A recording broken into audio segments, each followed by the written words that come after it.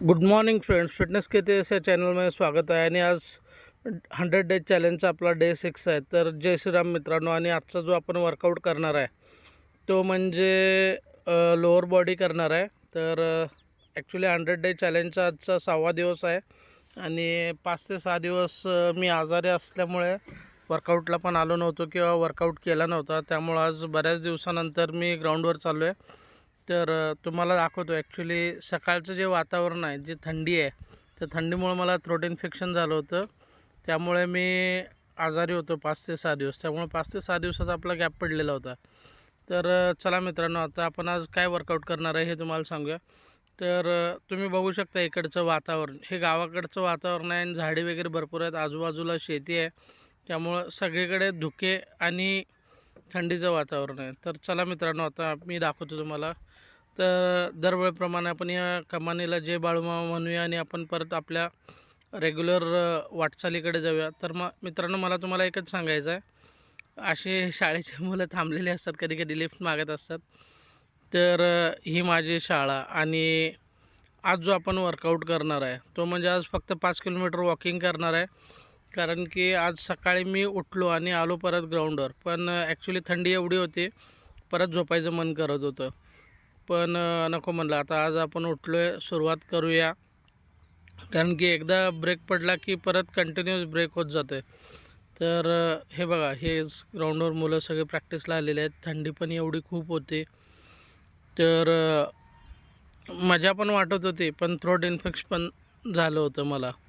तर मग मी आज काय केलं आहे, फक्त आणि फक्त 5 किलोमीटर वॉकिंग केलेलं आहे. आणि मला आज हे तुम्हाला सांगायचं आहे की वॉकिंगमुळे फायदे किती होतात आणि काय होतात. आपल्याला वाटतं की बॉडी ट्रान्सफॉर्मेशन करायचं आहे तर वॉकिंगनं कधी झालेली का, पण असं नाही आहे मित्रांनो. जसे सगळे वर्कआउट करतो त्याचप्रमाणे एक हे पण वॉकिंग हा पण एक वर्कआउटच आहे. तर मित्रांनो, आता आपण चालू केलेला आहे वॉकिंग. आपला जो ट्रॅक आहे तो 400 मीटरचा ट्रॅक आहे आणि इथे आपण टोटल 5 किलोमीटर पूर्ण वॉकिंग करणार आहे. मला 5 किलोमीटर पूर्ण तुम्हाला दाखवता येणार नाही, पण मॅक्सिमम जेवढं मी तुम्हाला दाखवता येईल तेवढं दाखवतो आहे, कारण की व्हिडिओ पण आपल्याला लेंदी नाही करायचा आहे. तर हे आपलं ग्राउंड आहे आणि ग्राउंडवर आता सध्या आपण वॉकिंग चालू केलं आहे.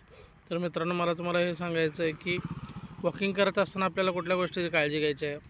चालत असताना पहिलं आपण खड्डे बघायचे आहेत, दगडं वाकडे तिकडे आहेत, त्याच्यावर पाय व्यवस्थित टाकायचा आहे. कारण कसं आहे, आपलं आता सध्या तर ओव्हरवेट आहे, पण ओव्हरवेट असलं तरी काय होतं ना, चुकून खड्ड्यात किंवा कुठं जरी पाय पडला तर मुरगळण्याचे चान्सेस असतात. त्यामुळं ह्या गोष्टींचं खूप आपल्याला ध्यान ठेवायला लागतं. त्याच्यानंतर वॉकिंग का करायचं आहे, वॉकिंगचा मला आज स्वतःला अनुभवलेला फायदा म्हणजे माझं वेट 106 किलो आहे. 106 किलो वेट असल्यामुळं कसं आहे, मला वॉकिंग जास्त होत नाही. आणि जरी वॉकिंग करायला गेलो जास्ती मी, तर मला शिन पेन व्हायला सुरुवात होते किंवा पाय जाम पकडायला सुरुवात होतात. त्यामुळं मी वॉकिंग कधीच करत नाही. मी जे आत्तापर्यंत वजन कमी केलं आहे ते पहिलं मी काय करतो, माझ्या डाएटवर करतो. त्याच्यानंतर वर्कआउटवर करतो, उठाबशा मारतो, जेणेकरून डायरेक्ट माझ्या पायावर कोणत्याच प्रकारचं लोड पडणार नाही. पण आता मी जो माझा डेलीचा वर्कआउट चालू होता त्यामध्ये मी लोअर बॉडी जास्त हिट करतो. जसं की उठाबशा भरपूर मारणे किंवा दोरीवरच्या उड्या मारणे किंवा स्टेपिंग करणे. यामध्ये काय होतं ना, की नॉर्मली माझ्या पायामध्ये ताकद ऑलरेडी भरायला सुरुवात होते. त्यामुळं आज जरी मी 5 किलोमीटर वॉकिंग केलं असलं तरी मला मेन म्हणजे शिन पेन कोणत्याच प्रकारचं झालं नाही. की मला 1-2 राऊंड मारलो, 4 राऊंड मारल्यानंतर जे पाय पकडतात मग पाय परत चालायला होत नाही, असा कोणताच प्रकार झालेला नाही. कारण की ऑलरेडी माझ्या पायामध्ये चांगली ताकद असल्यामुळे मी तो वर्कआउट कंटिन्यू करत गेलो. आणि मला पण वाटलं नव्हतं की आज पहिल्याच दिवशी माझ्याकडनं 5 किलोमीटर वॉकिंग होईल. पण मी आज ठरवलं होतं की जस्ट आजारपणातून उठलेलो आहे, त्यामुळे कोणताच बॉडीवेट वर्कआउट तर होणार नाही. बॉडीवेट वर्कआउट करायला आळस पण खूप आला होता. आणि दुसरी गोष्ट काय होतं, आजारी असल्यामुळे तेवढी अंगात माझ्या ताकद नव्हती.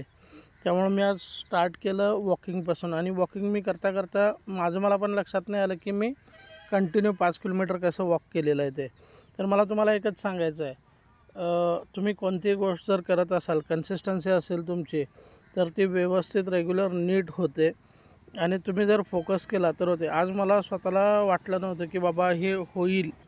आज मला सुद्धा स्वतःला वाटलं नव्हतं की माझ्याकडून 5 किलोमीटर वॉकिंग होईल. पण मला तुम्हाला एवढंच सांगायचं, तुमची रेग्युलरी कन्सिस्टंट तुम्ही असाल तुमच्या वर्कआउटसोबत, जर तुम्ही फोकस असाल तर गोष्ट होण्यासाठी काही इम्पॉसिबल असं नाही आहे, सगळ्या गोष्टी व्यवस्थित होतात. तर मला तुम्हाला अजून आज एक सांगायचं आहे की जे मुलं म्हणतात ना की तुझ्याकडून नाही होणार, तू काय करतोस, तुझ्याकडून कधी होऊ शकत नाही या गोष्टी, तर मला त्यांना सांगायचं आहे तुम्ही सुरुवात करा, चेंजेस आपोआप व्हायला सुरुवात होते. आज तुमचा डे 6 आहे ना, चल ठीक आहे, आज डे 1ला तुम्ही बॉडी बघा, डे 15ला बघा, डे 30ला बघा, डे 60ला बघा, तुम्हाला थोडे ना थोडे चेंजेस दिसतील. भले मी काय म्हणतो, जरी चेंजेस नाही झाले तरी तुम्हाला स्ट्रेंथ आणि स्टॅमिनामध्ये पण लक्षात येईल. मला तुम्हाला एकच सांगायचं आहे, रेग्युलर वर्कआउट करा, कंटिन्यू करा. आणि जे लोक तुम्हाला म्हणतात तुझ्याकडून नाही होणार, हे तुमच्यासाठी मोटिवेशन आहे. आणि हे मोटिवेशन तुम्ही कंटिन्यू ठेवा. भले तुम्ही पोलीस भरतीची प्रॅक्टिस करत असाल, यूट्यूब करत असाल, की तुम्हाला फिटनेस ठेवायचा आहे म्हणून करत असाल, किंवा कोणत्याही गोष्टी करायच्या असतील, लाईफमध्ये एकच करायचं आहे, आपल्याला पैसा कमवायचा आहे, चांगलं नाव कमवायचं आहे, चांगल्या पद्धतीनं आपल्याला ग्रो करायचं आहे स्वतःला. आताही तुम्हाला समोर मुलं पळतेली दिसतील, तर का पळतात, ह्यांना काही खूळ लागलेलं नाही आहे. सकाळी 5 वाजता ग्राउंडवर यायचं, एवढं पळायचं, वर्कआउट करायचा, वर्कआउट करून परत आपल्या घरी जायचं, शेतीची कामं करायची, कॉलेज जे असेल ते करायचं. हे करत असताना आपल्याला काय बघायचं आहे, जी मुलं आज सकाळी पहाटे 5ला येतात, 6ला येतात, इथं वर्कआउट करतात, घासतात का, तर ह्या मुलांचं काहीतरी एक गोल सेट केलं आहे त्यांना पोलीस व्हायचं आहे, आर्मीमध्ये भरती व्हायचं आहे, किंवा एअरफोर्ससाठी प्रॅक्टिस करणारी पोरं इथे येतात. मला तुम्हाला एवढंच सांगायचं आहे की आज फायनान्शियली जर तुम्ही स्ट्रॉंग असाल तर कोणत्याही गोष्टी तुम्ही अचीव करू शकाल. आणि फायनान्शियली जर स्ट्रॉंग व्हायचं असेल तुम्हाला, तर तुम्हाला कष्ट करणं हे भागच आहे. आता मी तुम्हाला दाखवतो, इथं जिमखान्याच्या इथंही मुलं बसले आहेत, ही वेटलिफ्टिंगच्या प्रॅक्टिसला येतात. सर यायच्यात म्हणून ते वाट बघत आहेत, सर आले की त्यांची प्रॅक्टिस चालू होते. ह्याच कॉलेजच्या जिमखान्यामध्ये कमीत कमी हजारो मुलं प्रोफेशनल वेटलिफ्टर, पॉवर लिफ्टर म्हणून बाहेर पडले. त्याचनंतर त्यांना चांगल्या गव्हर्मेंट जॉब पण लागलेले आहेत. मला माझं स्वतःचं उदाहरण तुम्हाला सांगायला का वाटतं की बाबा, माझी पण एक टाईम होता जिथं मी 2012-2014 प्रोफेशनली खेळलो, नाव कमवलं, चांगलं केलं. त्याच्यानंतर चांगले जॉब मिळवला. चांगला जॉब मिळाल्यानंतर चांगल्या सॅलरीमध्ये मी काम करू लागलो, लाईफस्टाईल चांगली ठेवायला लागलो, सगळं ओके होतं. पण काही कारणास्तव कोविडनंतर मी माझ्या स्वतःच्या गावी आलो. मी स्वतःच्या गावी आल्यानंतर पण मला अनुभवलं चांगल्याच गोष्टी, की जॉब गेलेला होता, फॅमिली होती, सगळ्या गोष्टी होत्या, रिस्पॉन्सिबिलिटीज पण भरपूर होत्या.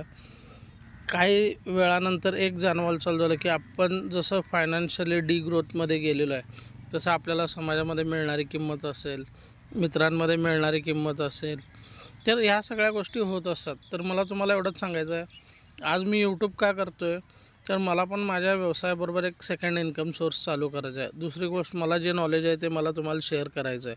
हे करत असताना काय होतं ना,